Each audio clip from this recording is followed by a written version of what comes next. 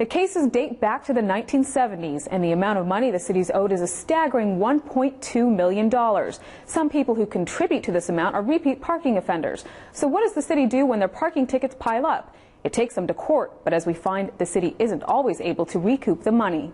To find out why the city is owed more than $1 million in parking fines, we knocked on some doors, had others shut on us, even had people hang up on us. Seeing that dreaded slip tucked under your wiper blade can ruin your day. Honestly, most of the time, I want to rip it up and walk away. I parked down in front of the federal building. Some people pay right away, while others manage to rack up hefty fines. I don't understand how anybody could even do that. And in the process, tie up the court system. For example, a bench warrant was issued for Shawan Evans nearly 2 years ago after she missed a hearing. She owes the city $3,800 on 76 unpaid tickets. Then there's Linda Wallace. We're doing a story about people who owe the city thousands of dollars in parking fines, and you're one of them. I know, but I have no comment, thank you. In 2004, the city took Wallace to court to collect more than $3,200 for 63 unpaid tickets. She skipped out on that hearing. A bench warrant issued that day finally caught up with her. Just 2 weeks ago, she had another court hearing. Do you ever plan to pay? Yes, I do. When is that? I've just had some health problems.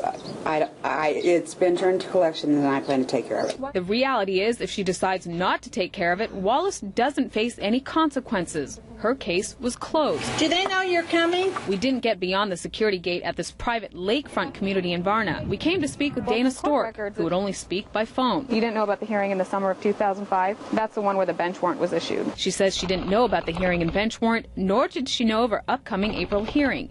But she says she's working out a plan to pay Peoria $2,600 for her 55 unpaid tickets.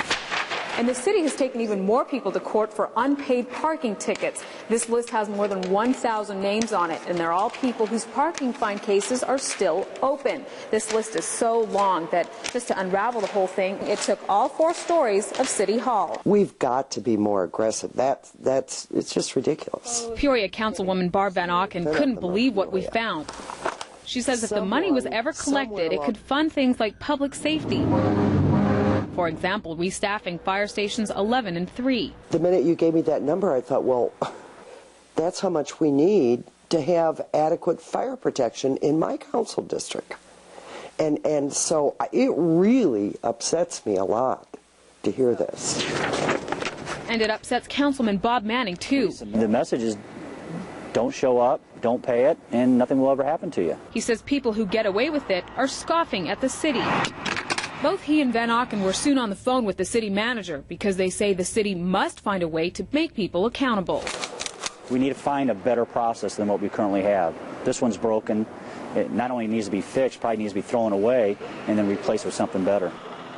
After learning of our story, the city manager sent an email to council members saying the city needs to adopt a policy. He plans to suggest some ideas to the council as early as next month. One idea is using a collection agency to collect unpaid fines. Another is putting boots on the cars of drivers who rack up 3 to 5 tickets without paying.